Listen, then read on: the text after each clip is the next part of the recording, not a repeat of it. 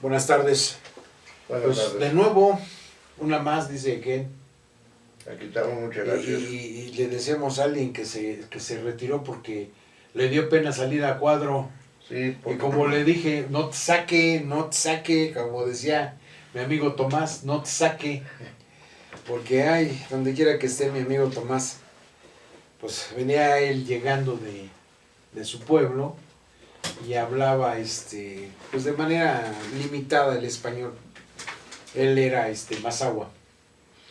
Y pues él quería aprender y estar, y trabajó mucho tiempo con nosotros. Fue una persona muy dedicada, una persona a la que aprendí a respetar, e incluso me atrevería a decirlo públicamente, a amarla como amigo.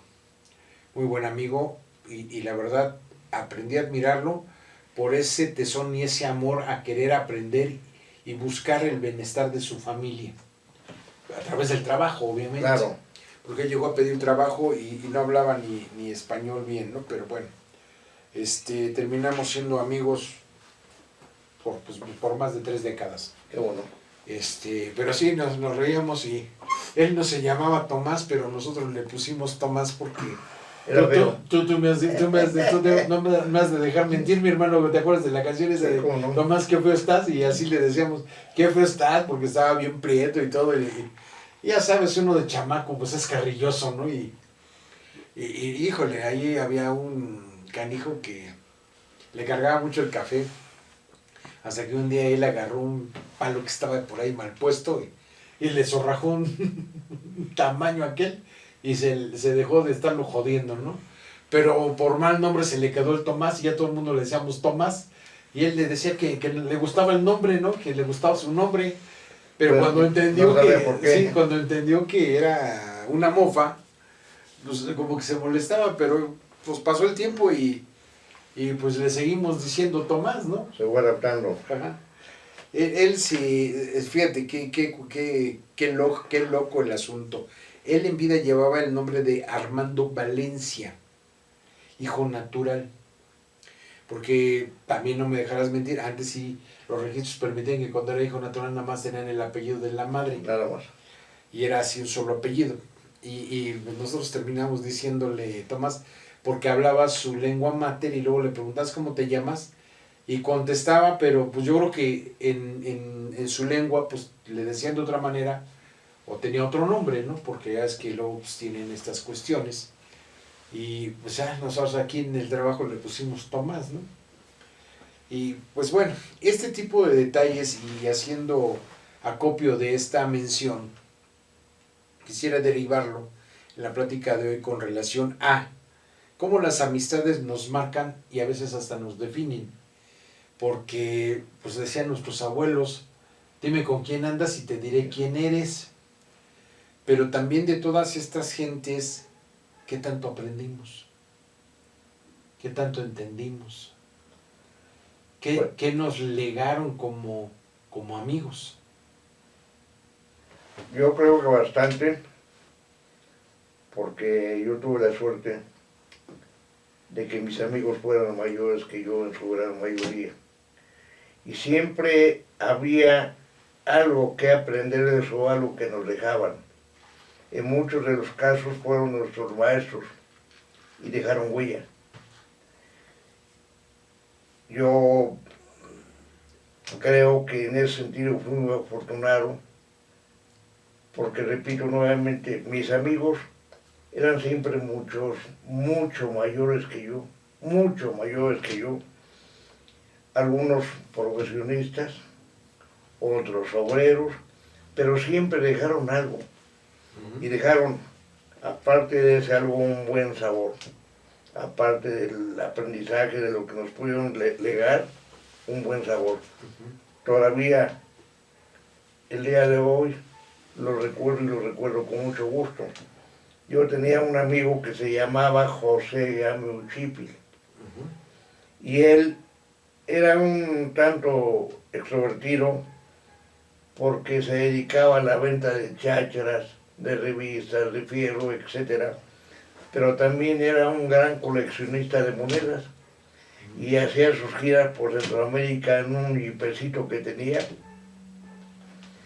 y llegué a ver algunos o muchos de sus álbumes de él. Una gente muy preparada, que incluso yo lo visitaba porque tenía una casa en Villa del Carbón que había sido construida por sus propias manos. Había hecho sus propios blogs para poder construir, y entre otras cosas había hecho un sótano enorme y ahí acumulaba alimentos porque decía que el mundo cruzaba por momentos difíciles y que iba a dejarse sentir el hambre.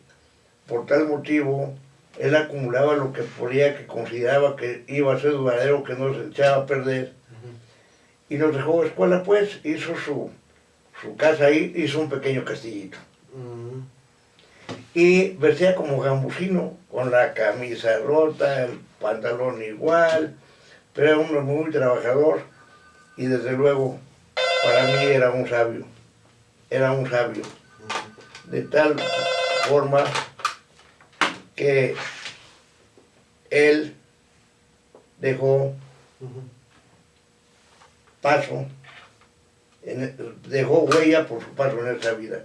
Esos eran mis amigos y muchos otros, de los que siempre me he sentido orgulloso de que me hayan distinguido y me hayan aceptado dentro de sus amistades. La mayor parte de amigos para mí fueron mayores de edad y siempre hubo algo que aprender de cada uno de ellos. Creo que eso es lo importante, ¿no?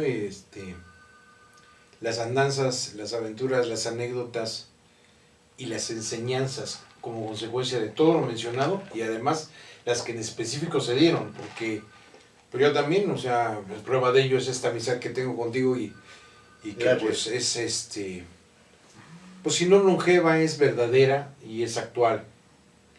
Y obviamente mirando a consecuencia de todos estos videos y eso, pues voy viendo cuánto me has pues transmitido de la historia de este terruño, de este lugar.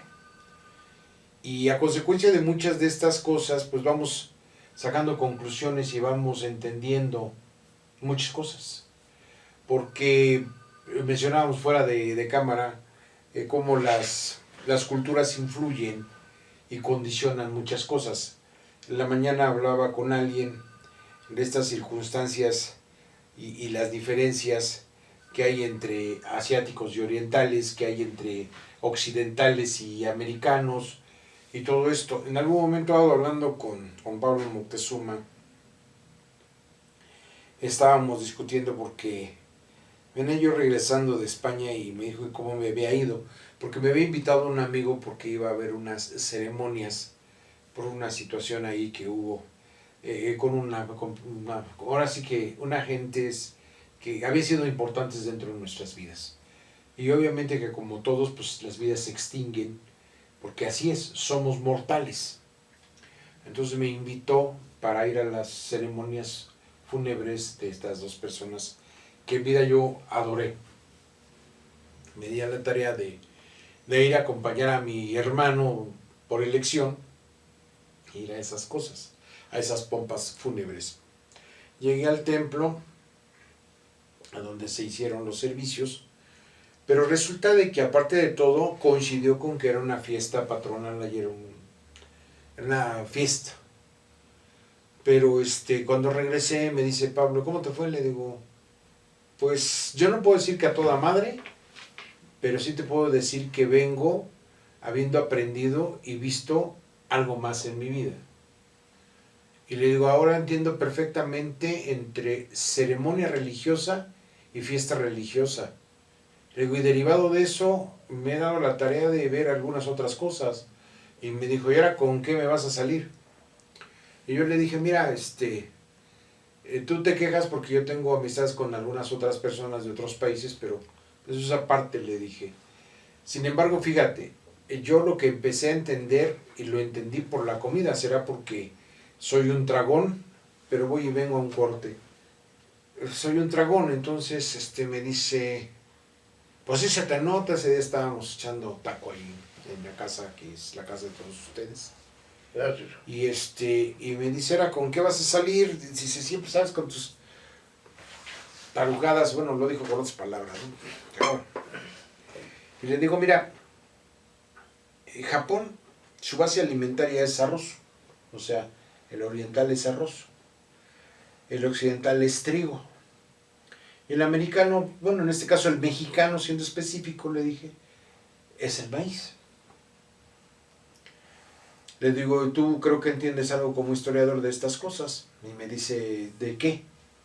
Pues sí, si tenemos en cuenta que en un principio el arroz para poder hacer la cosecha son hasta 10 meses de trabajo. ¿Cuántas cosechas levantas en un año? Pues una, güey.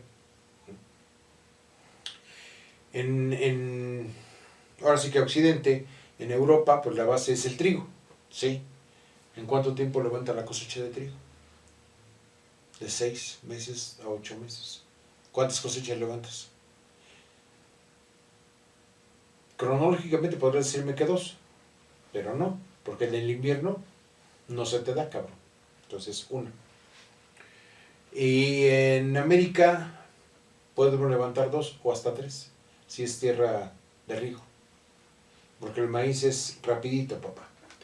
O sea, el manejo del maíz, porque también creo que es indispensable señalar que sin el hombre el maíz no existe y no vive, porque está manejado a tal grado que necesita de la mano humana para desprenderse el grano del lolote, como lo conocemos, porque de otra manera nomás no va a poder germinar, no va a poder funcionar, se muere en el olote. Es una situación simbiótica muy cárnica a consecuencia de toda esta adaptación y manipulación humana. Entonces estamos hablando de que nuestros antepasados tenían un conocimiento de agricultura chingón, diría yo. Pero ¿a qué voy con esto? Si tú ves la forma de pensar del japonés, es muy disciplinado, muy ordenado, muy, ¿cómo decirte?, enfocado. ¿Por qué? Porque pues si conocemos el cuento de la cigarra y la hormiga, pues si no guardaste, en el invierno te carga la chingada de hambre y de frío, cabrón, te mueres.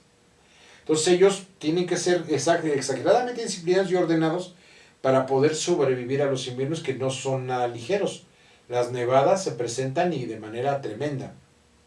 Y en Occidente es igual.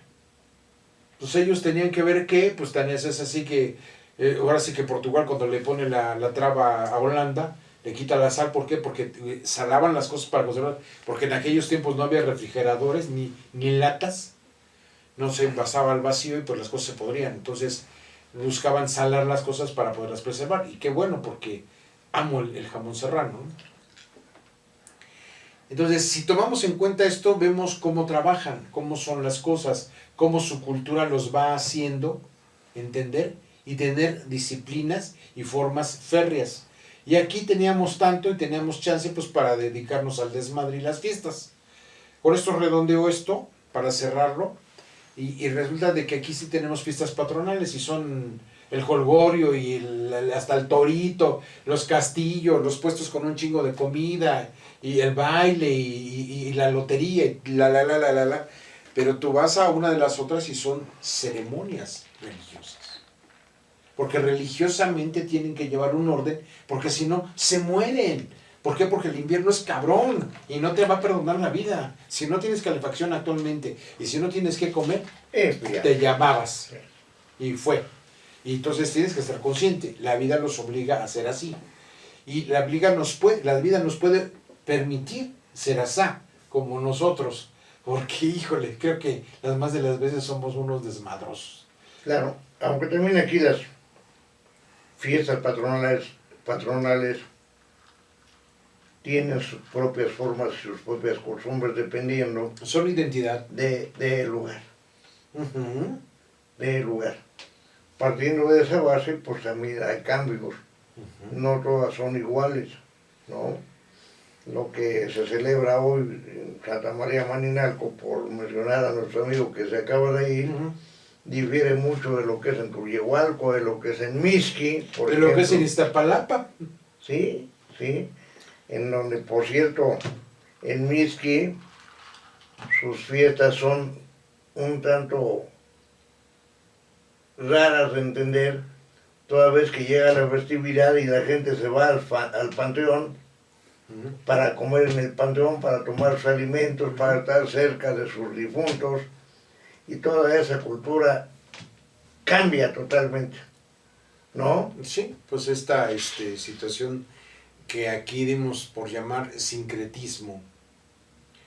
El sincretismo en esta conjunción de la religión católica con nuestro sistema de creencias y de dioses, ¿no?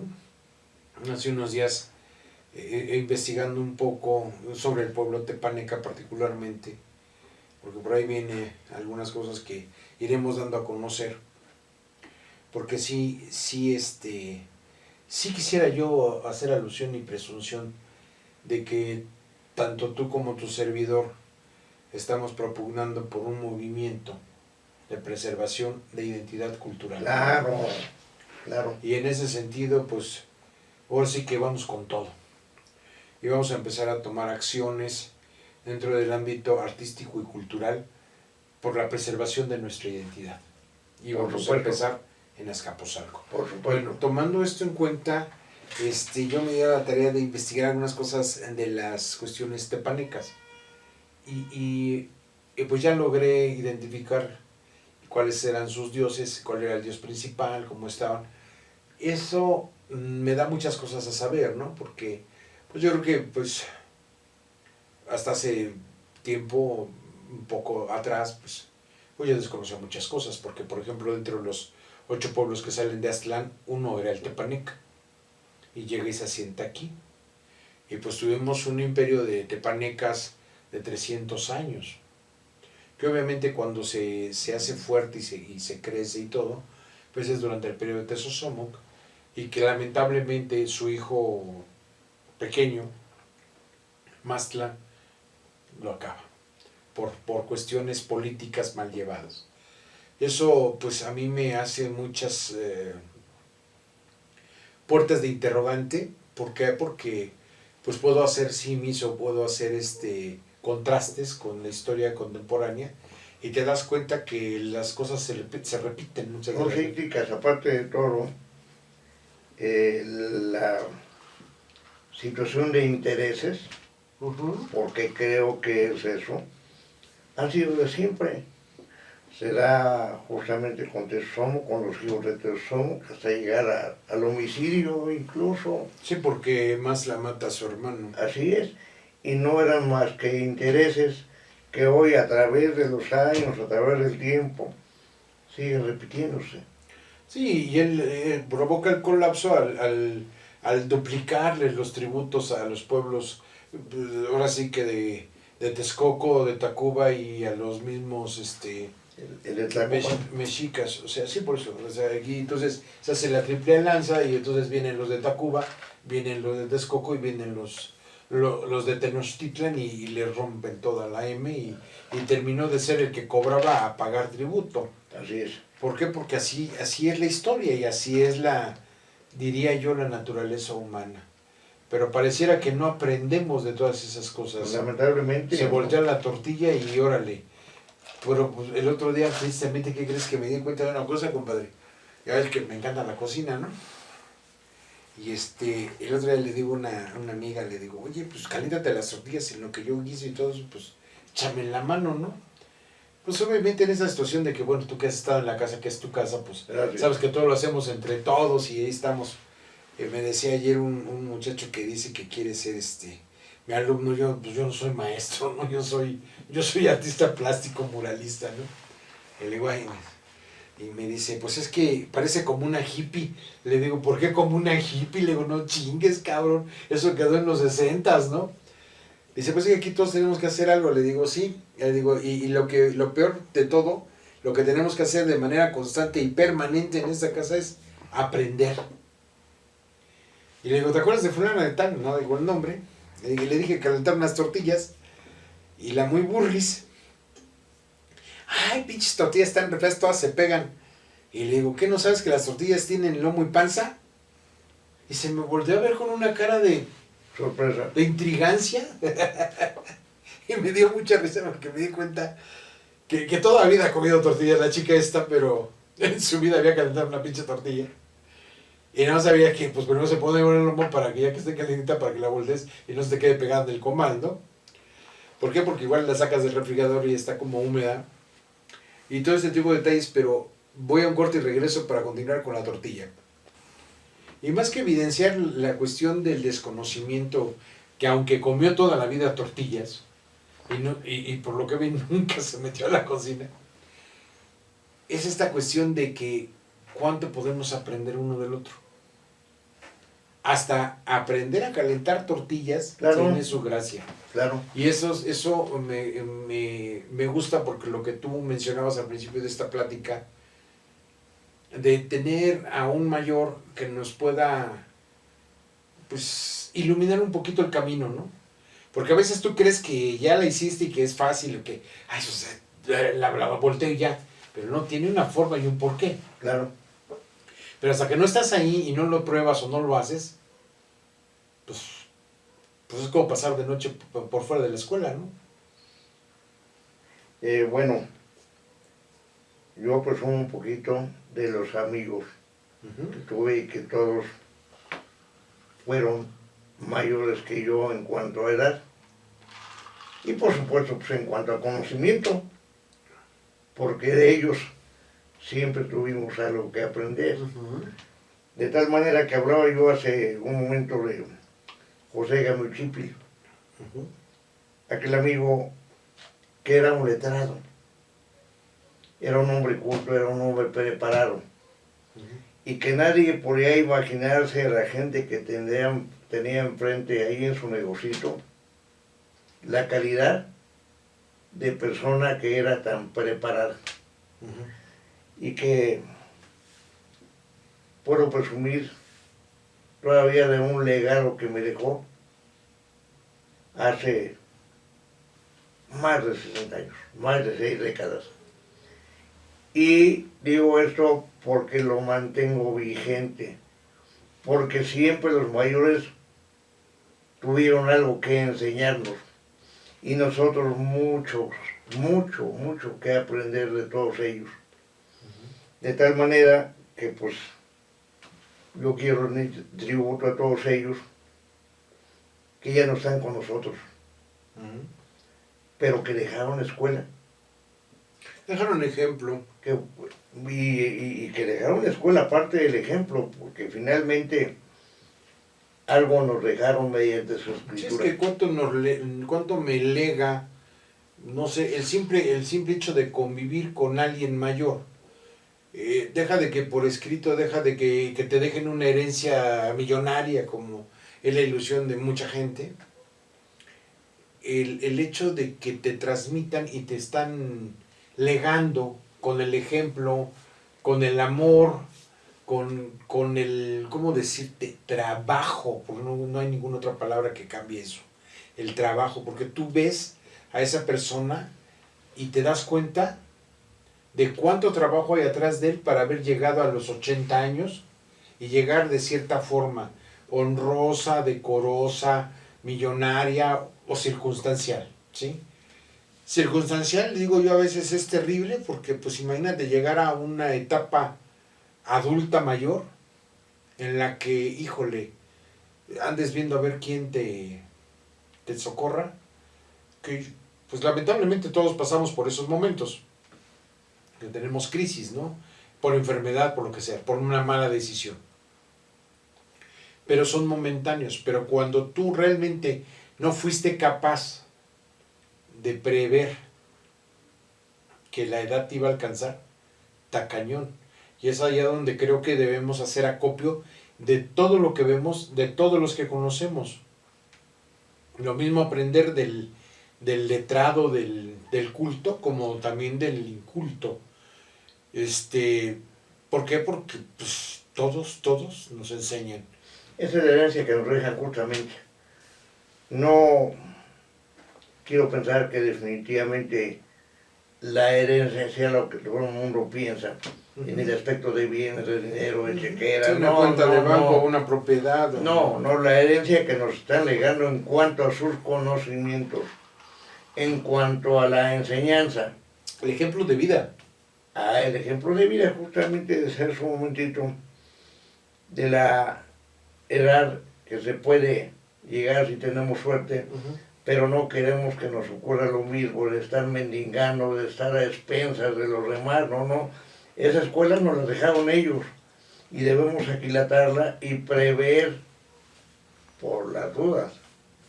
Por las dudas. Por si llego o no llego, pues por lo menos, pues no llegar arrastrándome, ¿no? Bueno, yo espero llegar en unas condiciones. Pues sí. No, y además ya llegué. Y además ya llegué. Pero tiene que haber Rubén para rato porque pues en este sindicato, puro miembro activo, compadre. Así es. Ese es el refrán de este sindicato que no. Así es, efectivamente. Porque de la reja para afuera es el club de los pájaros caídos, decían el otro día en la asamblea. Sí, así es. Entonces, pues, la verdad que tenemos que agradecer a todas las personas que pasaron y nos legaron algo de vida. Nos transmitieron. De aprendizaje. ¿Cómo no tenemos que estar agradecidos a todas esas gentes? ¿Cómo no? Claro que mantenemos amistades de diferentes edades, pero reconozco que los adultos fueron nuestros maestros y algo aprendimos de ellos. Y si no, pues qué desperdiciados. Así es, efectivamente. Compañero Padilla, y antes de concluir, quiero aprovechar la oportunidad que ustedes me dan para mandar un cúmulo de felicidades con motivo justamente de los mayores, del Día del Padre, de los ausentes y de los que tenemos. De los presentes. Porque no me quiero salir del tema, solo decir que debemos agradecer a quienes nos llevaron de la mano para dar nuestros primeros pasos, a quienes de alguna manera nos enseñaron a conducirnos o por lo menos nos indicaron cómo debíamos de ser a futuro. A todos ellos, muchas felicidades. Salud por eso y salud Gracias. por todos los papás ausentes y presentes. Y presentes, a todos. Porque dicen que madre solo hay una, pues también padre solo hay uno, cabrón. Pero también hay papás putativos, ¿no? También va para ustedes muchas felicidades. Y para todos los que nos ven, de verdad muchas felicidades. Yo diría que pues el padre tiene una absoluta responsabilidad. Y quizá muchos no la tomen en cuenta. La madre se sacrifica, nos protege, nos cuida, nos arropa, pero el padre es el dador, el que sale a exponerse para poder contribuir con el gasto, con el techo de la casa, etcétera, que también merece mucho. Así es. Felicidades. Sí, porque luego como que tenemos mucha madre, pero pues sin el padre, pues valió, ya sabemos que, para no meternos en Honduras. No, yo diría que hay muchos que no tenemos. Pues sí, también habemos los que no tenemos. Se escuche. Sí, aunque sea feo, ¿no? O sea, no, pero pues, bendito Dios que nos ha permitido llegar y reconocer que tuvimos dos padres. Sí. Y bueno, yo que puedo decir, tuve un excelente padre. Aquel padre que una vez, siendo muy pequeño, me dijo que quería platicar conmigo, porque platicábamos él y yo como dos amigos. Y un buen día me dijo que me aprendiera siempre y que lo grabara, que antes que padre, en él iba a tener un amigo, siempre. Y que cuando tuviera algún problema, antes de acudir al amigo de enfrente o al lado, que acudía con él, porque sin él estaba siempre a encontrar el apoyo. Así es. Y así es. Eso es grandioso y con esa reflexión nos retiramos porque es algo que creo que debemos guardar por siempre. Muchas gracias. El verdadero amigo es aquel que es incondicional y que está en todo momento. Así es. Y puede ser el padre, como también puede ser el hermano. Pues, O también puede ser el amigo que conociste por alguna circunstancia en algún lugar. Pero sí, creo que cuando lo tienes en casa es mucho mejor. pues sí, Que vivan todos los papás. así es, permanentemente. Y a Nosotros ustedes también. muchísimas gracias por darnos la oportunidad. Hay que por aquí convivir. decir que Israel está del otro lado de la cámara, porque si no ya ves cómo se pone. Don Israel Reséndiz. Gracias, don Israel. Compadre, gracias Felicidades. y nos vemos en 8 días.